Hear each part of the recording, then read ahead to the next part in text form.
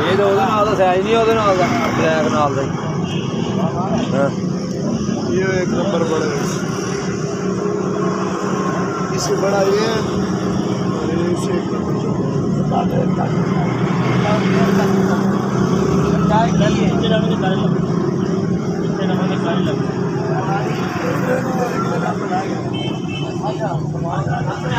है वजन देख के उत्ते खड़ा हो के देखना उंगलियां घुटदियां तो नहीं तस्मे तो बाहर ਨੂੰ ਕੱਢਣਾ तस्में बाद में कर लूँगा कोई नहीं सिर्फ साइज पूरा कर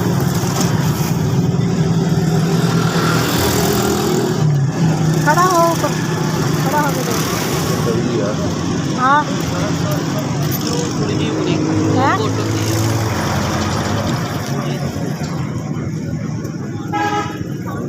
हाँ तो फिर तो वो ले लाना ये एक नंबर है ये बड़ा है ये ले लो हाँ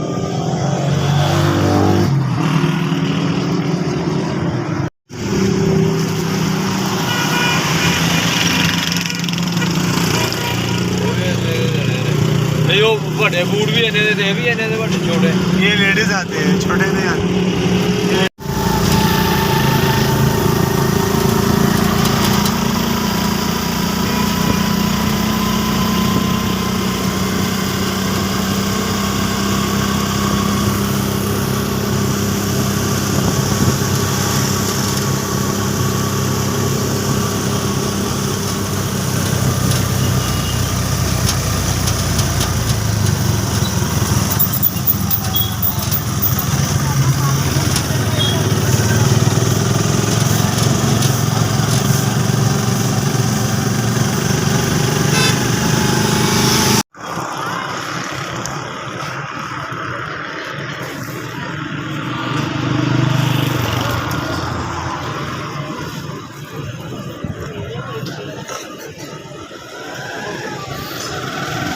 चल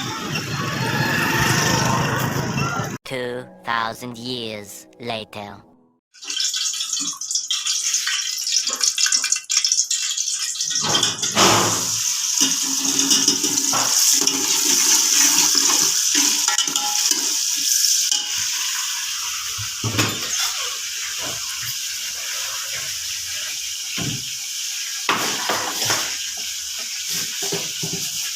की बदतमीजी आ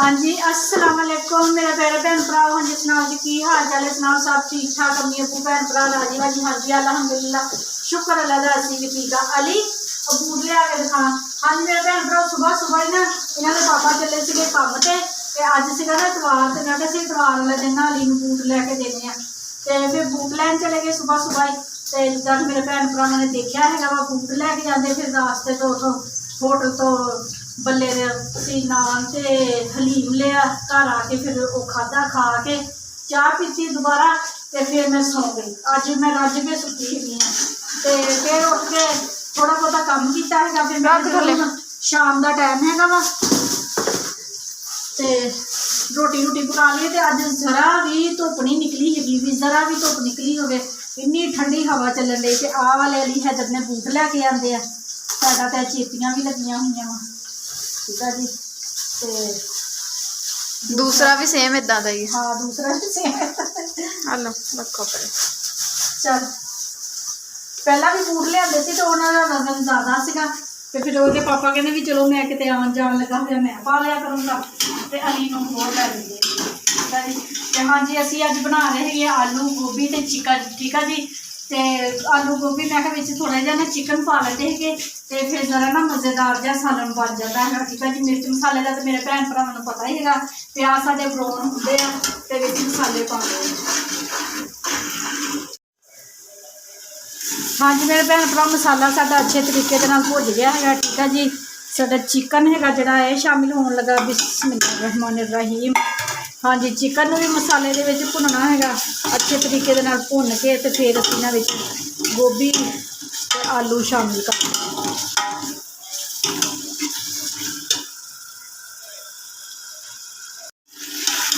ਹਾਂਜੀ ਮੇਰੇ ਭੈਣ ਭਰਾ ਸਾਡਾ ਚਿਕਨ ਭੁੱਜ ਗਿਆ ਹੈਗਾ ਠੀਕ ਆ ਜੀ। ਅੱਛੇ ਤਰੀਕੇ ਦੇ ਨਾਲ ਹਲਕਾ ਜਿਹਾ ਪਾਣੀ ਦਾ ਛੱਟਾ ਲਗਾ ਲਿਆ ਸੀ, ਮਸਾਲਾ ਥੱਲੇ ਲੱਗਣ ਲੱਗ ਪੈਂਦਾ ਵਾ ਨਾ ਤੇ ਪਾਣੀ ਦਾ ਹਲਕਾ ਜਿਹਾ ਛੱਟਾ ਲਗਾ ਲਿਆ ਸੀ ਠੀਕ ਆ ਜੀ। ਤੇ ਬਿਸਮਿਲ੍ਲਾਹਿਰ ਰਹਿਮਾਨਿਰ ਰਹੀਮ। ਹਾਂਜੀ ਗੋਭੀ ਸਾਡੀ ਵੀ ਸ਼ਾਮਿਲ ਹੋ ਗਈ ਨਾਲ ਹੀ ਸਾਡੇ ਆਲੂ। ਤੇ ਹੁਣ ਅਸੀਂ ਨਾ ਅੱਛੇ ਤਰੀਕੇ ਦੇ ਨਾਲ ਨਾ ਮਿਕਸ ਕਰ ਲੈਣਾ ਹੈਗਾ ਵਾ ਇਹਨਾਂ ਨੂੰ। ਮਿਕਸ ਕਰਕੇ ਤੇ ਫਿਰ ਹਲਕੀ ਜਿਹੀ ਨਾ ਸੀਟੀ ਲਗਾ ਦੇਣੀ। ਹਾਂਜੀ ਮੇਰੇ ਭੈਣ ਭਰਾ ਸਬਜ਼ੀ ਅੱਛੇ ਤਰੀਕੇ ਨਾਲ ਮਿਕਸ ਕਰ ਦਿੱਤੀ ਆ ਤੇ ਹੁਣ ਲਗਾ ਦਈਏ ਸੀਟੀ ਠੀਕ ਆ ਜੀ। ਸੀਟੀ ਅਸੀਂ ਲਗਾਉਣੀ ਹੈਗੀ ਆ ਸਿਰਫ 2 ਮਿੰਟ ਦੀ ਠੀਕ ਆ ਜੀ। 2 ਮਿੰਟ ਦੀ ਸੀਟੀ ਲਗਾ ਦੇਣੀ ਹੈਗੀ ਆ। ਤੇ ਹਾਂਜੀ ਚੁੱਲ੍ਹਾ ਉੱਪਰ ਰੱਖਿਆ ਹੋਇਆ ਸੀ ਅਲਵਾਰੀਆਂ ਦੇ ਤੇ ਚੁੱਲ੍ਹਾ ਥੱਲੇ ਉਤਾਰਿਆ ਹੈਗਾ ਕਾਲੇ ਤੇਲ ਵਾਲਾ। ਇਹਨੂੰ ਹੁਣ ਸਾਫ਼ ਸੂਫ ਕਰਦੇ ਹੈਗੇ ਠੀਕ ਆ ਜੀ। ਤੇਲ ਹੈਗਾ ਵਾ ਘਰ ਪਿਆ ਵਾ ਤੇ ਮੈਂ ਕਿਹਾ ਚਲੋ ਸੁਬਾਹ ਦਾ ਨਾਸ਼ਤਾ ਨਾ ਜਿਹੜਾ ਉਸ ਟਾਈਮ ਜ਼ਿਆਦਾ ਖਰਚਾ ਹੁੰਦਾ ਹੈਗਾ ਵਾ ਤੇ ਮੈਂ ਕਿਹਾ ਚਲੋ ਨਾ ਤੇਲ ਆ ਨਾ ਜਿਹੜਾ ਇਹ ਪਹਿਲਾਂ ਸੁਬਾਹ ਦੇ ਟਾਈਮ ਇਸਤੇਮਾਲ ਕਰਿਆ ਕਰੇ, ਸ਼ਾਮ ਨੂੰ ਸਿਲੰਡਰ ਇਸਤੇਮਾਲ ਕਰਿਆ ਕਰਾਂਗੇ।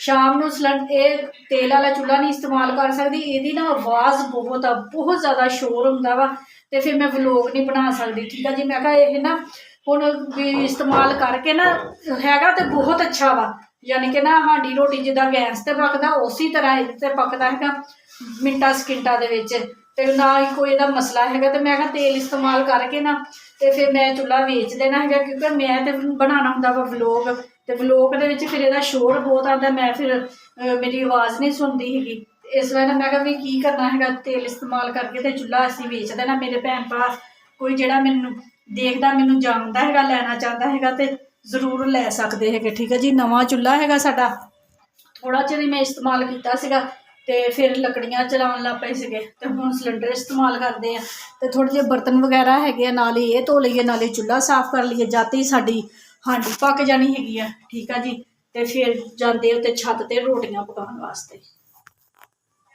ਹਾਂਜੀ ਮੇਰੇ ਭੈਣ ਭਰਾ ਸਾਲਨ ਮਾਸ਼ਾਅੱਲਾ ਸਾਡਾ ਬਣ ਗਿਆ ਬਹੁਤ ਜ਼ਬਰਦਸਤ ਠੀਕ ਆ ਜੀ।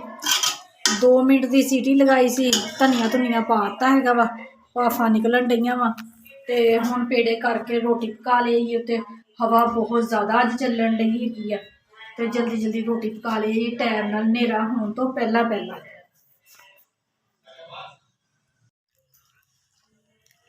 ਨੂਰ ਜੱਗ ਪਾਣੀ ਦਾ ਵੀ ਭਰ ਕੇ ਲੈ ਆ। ਚੱਲ ਇਮਾਨ ਤੂੰ ਕੀ ਗਾਉਂਦੀ ਸੀ? ਮੇਰੀ ਫੁੱਫੋ ਸੋਹਣੀ ਫੁੱਫੋ। ਫੁੱਫੋ ਨਾਲ ਗੱਲ ਨਹੀਂ ਹੋਈ ਕਿੰਨੇ ਦਿਨਾਂ ਦੀ ਵੈਸੇ ਹੈ ਨਾ? ਮੇਰੀ ਤੇ ਕੱਲ ਹੋਈ ਸੀ। ਅੱਛਾ ਕਿਦੋਂ? ਕੱਲ ਫੋਨ ਆਇਆ ਸੀ ਤੇਰੇ ਫੁੱਫੋ ਦਾ, ਉਹ ਫਿਰ ਨੈਟ ਅਸੀਂ ਕਿੱਥੇ ਸੀ? ਤੁਸੀਂ ਕਾਲਜ ਗਏ ਸੀ। ਸਹੀ ਕਿੰਨੇ ਦਿਨ ਹੋ ਗਏ ਗੱਲ ਨਹੀਂ ਹੋਈ ਤੇ ਲੋਕ ਦੇਖ ਕੇ ਨਾ ਹਜੇ ਤੇ ਤੂੰ ਲਿਖ ਦਿੰਦਾ ਸੀ ਮੇਰੀ ਬੇਟੀ ਦੀ ਸ਼ਾਦੀ ਦੀ ਮਹਿੰਦੀ ਦੀ ਤਿਆਰੀ। ਅੱਛਾ ਹਾਂ ਉਹ ਕਰਾਚੀ ਮੁੰਨੀ ਨੇ ਦੇਖਿਆ ਨਾ ਤੇ ਦੇਖ ਕੇ ਉਹਨੇ ਫਿਰ ਤੇਰੇ ਫੁੱਫੋ ਨੂੰ ਫੋਨ ਕੀਤਾ ਵੀ ਖਾਲਾ ਵੀ ਮਾਮੀ ਦੀ ਕਿਹੜੀ ਕੁੜੀ ਦੀ ਸ਼ਾਦੀ ਹੈ। ਨਹੀਂ ਮੈਂ ਨਾ ਮਹਿੰਦੀ ਵਾਲੇ ਵਲੋਗ ਤੇ ਮੈਂ ਵੈਸੇ ਹੀ ਲਿਖਿਆ ਕੋਈ ਨਹੀਂ ਆਪਣੀ ਦਾ ਵੀ ਤੇ ਤੁਹਾਡੀ ਧੀ ਆ ਤੇ ਮੈਂ ਨਾ ਵੈਸੇ ਹੀ ਲਿਖਤਾ ਤੇ ਮੈਨੂੰ ਕਈਆਂ ਨੇ ਪੁੱਛਿਆ ਤੇ ਮਤਲਬ ਕਈਆਂ ਇੱਦਾਂ ਦਿਆਂ ਨੇ ਵੀ ਪੁੱਛਿਆ ਜਿਹੜੇ ਸਾਨੂੰ ਬੁਲਾ ਕੇ ਨਹੀਂ ਰਾਜ਼ੀ ਤੇ ਉਹਨਾਂ ਨੇ ਵੀ ਪੁੱਛਿਆ, ਉਹਨਾਂ ਨੇ ਵੀ ਇੰਨਾ ਮਤਲਬ ਫਰਕ ਪਿਆ ਕਿ ਇਹਨਾਂ ਨੇ ਕੀ ਕਰਤਾ, ਇਹਨਾਂ ਨੇ ਤੇ ਸ਼ਾਦੀ ਕਰਤੀ ਜਲਦੀ ਲਾਹੌਰੋਂ ਤੱਕ ਫੋਨ ਆਏ ਆ। ਹਾਂ ਕਰਾਚੀਆਂ ਲਾਹੌਰੋਂ ਮਤਲਬ ਸਾਰਿਆਂ ਨੂੰ। ਫਿਰ ਮੈਂ ਬਾਕੀ ਵਲੋਗਾਂ ਤੇ ਜਾਣ-ਬੁੱਝ ਕੇ ਲਿਖਤਾ ਮੈਂ ਕਿਹਾ ਚੱਲ ਕੁਛ ਨਹੀਂ ਹੁੰਦਾ ਏਦਾਂ ਪਤਾ ਤੇ ਚੱਲ ਗਿਆ ਕਿਹੜੇ ਸਾਡੇ ਵਲੋਗ ਦੇਖਦੇ ਆ। ਮੈਨੂੰ ਸਿੱਧਰਾ ਦਾ ਫੋਨ ਆਇਆ, ਕਹਿੰਦੀ ਮੇਰੀ ਭੈਣ ਨੇ ਫੋਨ ਕੀਤਾ ਲਾਹੌਰੋਂ ਦੀ ਵੀ ਬਾਜੀ ਸਾਹਿਬ ਦਾ ਕਿਹੜੀ ਕੁੜੀ ਦੀ ਸ਼ਾਦੀ ਕਰਨ ਲੱਗੀ। ਤੁਹਾਨੂੰ ਦੱਸੇ ਬਗੈਰ ਸ਼ਾਦੀ ਕਰਨੀ ਸੀ। ਉਹਨੇ ਮੈਨੂੰ ਫੋਨ ਕੀਤਾ ਮੈਂ ਕਿਹਾ ਤੈਨੂੰ ਸਭ ਤੋਂ ਪਹਿਲਾਂ ਤਾਂ ਤੈਨੂੰ ਪਤਾ ਹੋਣਾ, ਕਹਿੰਦੇ ਉਹੀ ਕਹਾਂ ਬਾਜੀ ਨੇ ਮੈਨੂੰ ਦੱਸਿਆ ਹੀ ਨਹੀਂਗਾ। ਹਾਂਜੀ ਮੇਰੇ ਭੈਣ ਭਰਾ, ਹਾਂਜੀ ਰੋਟੀ ਸਾਡਾ ਹੋ ਗਿਆ ਵਾ, ਦੇਸੀ ਘੀ ਨਾਲ ਰੋਟੀ ਚੋਪੜ ਕੇ ਲਈ, ਮੈਂ ਕਿਹਾ ਗੋਭੀ ਨਾਲ ਖਾਊਂਗੀ, ਮਜ਼ਾ ਆਊਗਾ। ਹਾਂਜੀ ਤੇ ਚਿਕਨ ਗੋਭੀ ਗੋਸ਼ਤ ਚਿਕਨ ਤੇ ਫਿਰ ਸ਼ਹਿਜ਼ਾਦਾ ਆ ਨਾ, ਜਿਹੜੀ ਸਬਜ਼ੀ 'ਚ ਪੈ ਜਾਏ ਉਹਦਾ ਮਜ਼ਾ ਹੀ ਮਜ਼ਾ ਫਿਰ। ਹਾਂਜੀ ਤੇ ਹਾਂਜੀ ਮੇਰੇ ਭੈਣ ਭਰਾ, ਹੁਣ ਸਾਡਾ ਅੱਜ ਦਾ ਵਲੋਗ ਅੱਛਾ ਲੱਗਿਆ ਤੇ ਲਾਈਕ ਕਰਿਓ, ਸਬਸਕ੍ਰਾਈਬ ਕਰੋ, ਘੰਟੀ ਦਾ ਬਟਨ ਲਾਜ਼ਮੀ ਦਬਾ ਦਿਆ ਕਰੋ, ਠੀਕ ਹੈ ਜੀ। ਵਲੋਗ ਪੂਰਾ ਦੇਖਿਆ ਕਰੋ, ਅੱਗੇ ਤੋਂ ਅੱਗੇ ਆਪਣੇ ਭੈਣ ਭਰਾਵਾਂ ਨੂੰ ਸ਼ੇਅਰ ਵੀ ਕਰਿਆ ਕਰੋ, ਠੀਕ ਹੈ ਜੀ। ਆਪਣੀ ਭੈਣ ਦੀ ਹੈਲਪ ਕਰਿਆ ਕਰੋ। ਤੇ ਹਾਂਜੀ ਮੇਰੇ ਭੈਣ ਭਰਾ ਜਿੱਥੇ ਜਿੱਥੇ ਵੀ ਰਹਿ ਰਹੇ, ਜਿਹੜੇ ਜਿਹੜੇ ਮੁਲਕ 'ਚ ਰਹਿ ਰਹੇ ਆ, ਮੈਨੂੰ ਦੇਖ ਰਹੇ ਆ, ਖੁਸ਼ ਰਹੋ, ਸ਼ਾਦ ਰਹੋ, ਆਬਾਦ ਰਹੋ, ਹਮੇਸ਼ਾ ਹੱਸਦੇ ਤੇ ਮੁਸਕਰਾਉਂਦੇ ਰਹੋ, ਠੀਕ ਹੈ ਜੀ। ਆਪਣੀਆਂ ਦੁਆਵਾਂ 'ਚ ਮੈਨੂੰ ਯਾਦ ਰੱਖਿਓ, ਮੈਂ ਵੀ ਆਪਣੀਆਂ ਦੁਆਵਾਂ 'ਚ ਆਪਣੇ ਭੈਣ ਭਰਾ ਨੂੰ ਯਾਦ ਰੱਖਦੀ ਹਾਂ। ਮੈਨੂੰ ਦਿਓ ਹੁਣ ਇਜਾਜ਼ਤ। ਅੱਲਾ ਹਾਫਿਜ਼।